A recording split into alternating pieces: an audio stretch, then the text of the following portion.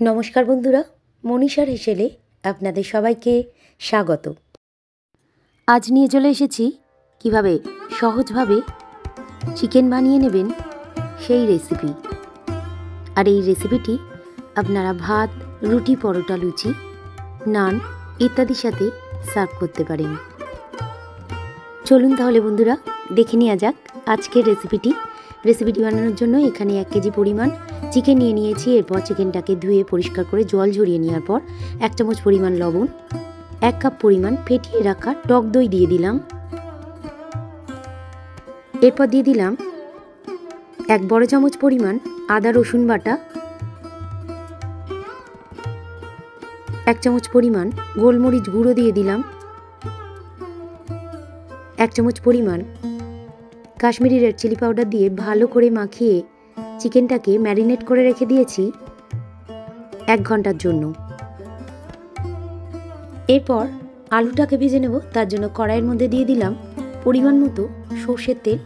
তেলটা একটু গরম হয়ে গেলে কেটে ধুয়ে পরিষ্কার করে জল ঝরিয়ে রাখা আলুগুলোকে কড়াইয়ের তেলের মধ্যে দিয়ে ভেজে নেব।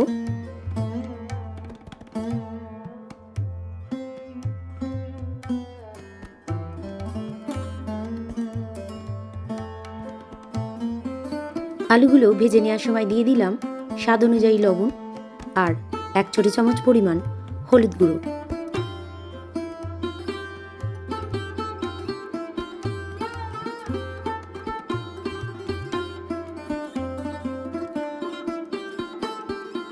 আলুগুলোকে ভেজে নেওয়ার পর একটি পাত্রের মধ্যে তুলে রেখেছি।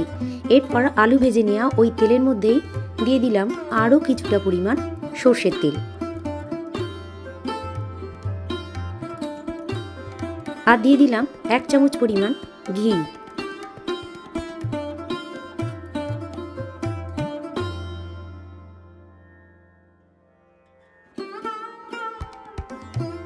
এরপর ফোড়ন হিসাবে দিয়ে দিলাম এলাচ, লবঙ্গ, দারুচিনির কাঠ, গোটা জিরে, শুকনো লঙ্কা, তেজপাতা ইত্যাদি।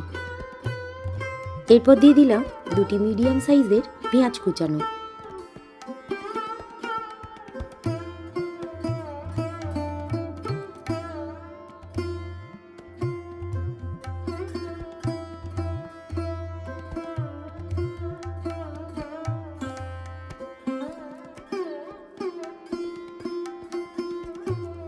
এরপর পেঁয়াজটাকে একটু লাল লাল করে ভেজে নিয়েছি। এরপর দিয়ে দিলাম একটি মিডিয়াম সাইজের টমেটো পেস্ট,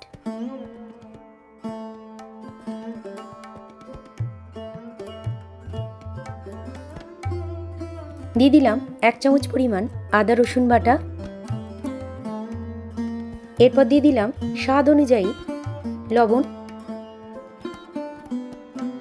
1 চামচ পরিমাণ কাঁচা লঙ্কা কুচানো দিয়ে দিলাম।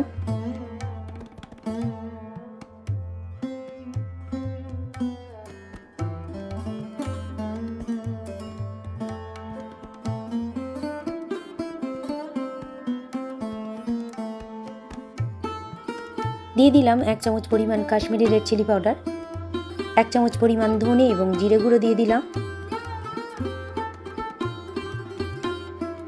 মশলাটাকে এরপর ভালো করে কষিয়ে নিতে হবে যতক্ষণ না পর্যন্ত তেলটা ছেড়ে আসছে।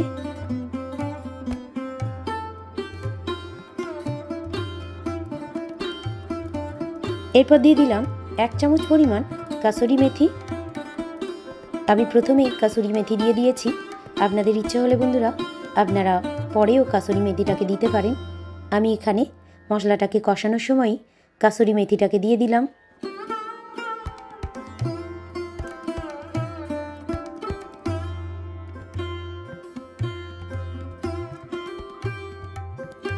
দিয়ে দিলাম 1/2 কাপ পরিমাণ ফেটিয়ে রাখা টক দই।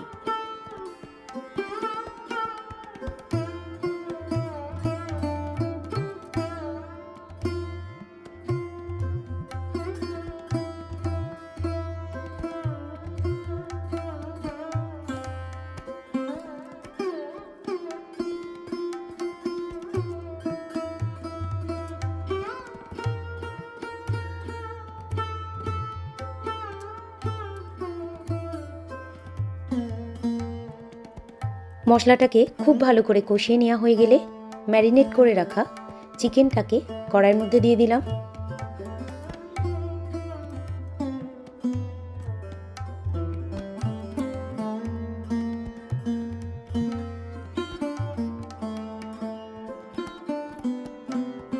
চিকেনটাকে মশলার সাথে ভালো করে কষিয়ে নেব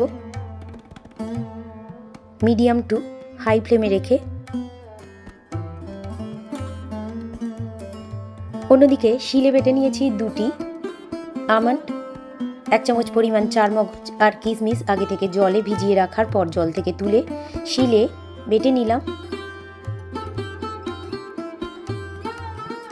চিকেনটাকে খুব ভালোভাবে কষিয়ে নেওয়া হয়ে গেলে দিয়ে দিলাম বাদাম, কিশমিশ, চারমগজের পেস্টটাকে।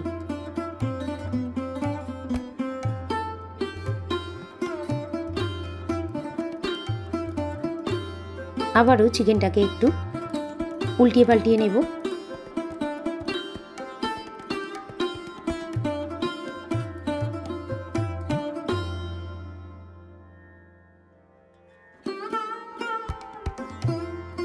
চিকেনটাকে এইভাবে কষিয়ে নেওয়ার পর দিয়ে দিলাম ভেজে তুলে রাখা আলুগুলোকে।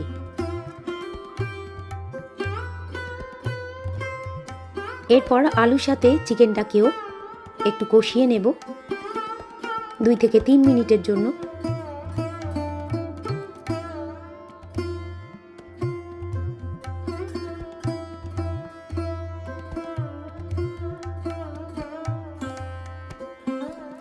এরপর দিয়ে দিলাম কিছু বড় বড় করে কেটে রাখা পেঁয়াজ আর টুকরো করে রাখা ক্যাপসিকাম।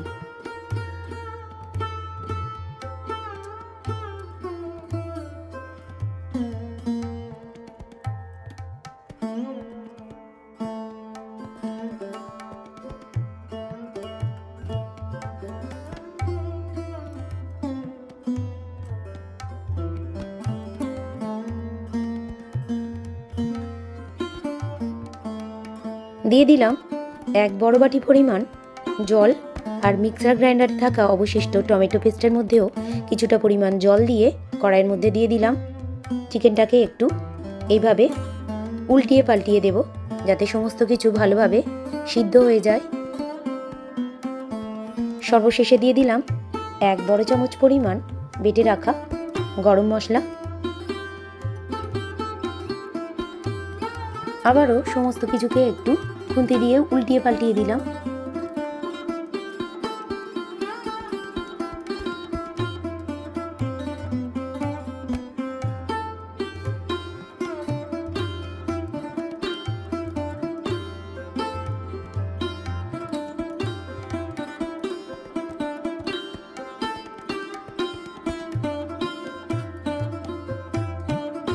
এরপর চিকেনটাকে ফুটতে দেব মিডিয়াম ফ্লেমে রেখে 7 থেকে 10 মিনিটের জন্য। অন্যান্য রেসিপির মতো আজকের রেসিপিটি যদি আপনাদের ভালো লেগে থাকে বন্ধুরা, অবশ্যই আমার এই ছোট চ্যানেলকে এগিয়ে যেতে সাহায্য করবেন, লাইক কমেন্ট শেয়ার করবেন। আর চ্যানেলে নতুন কোনো বন্ধু হয়ে থাকলে চ্যানেলটিকে সাবস্ক্রাইব করে পাশে থাকবেন। এই ধরনের রেসিপি সবার প্রথম দেখার জন্য পাশে থাকা বেল আইকনটিতে প্রেস করে রাখবেন। আর ফেসবুক থেকে কেউ দেখে থাকলে পেজটিকে ফলো এবং লাইক করে রাখবেন। এরপরই তৈরি হয়ে গেল আজকের চিকেন রেসিপি। ভাত, রুটি, পরোটা, লুচি, নান ইত্যাদির সাথে পরিবেশনের জন্য একেবারে প্রস্তুত।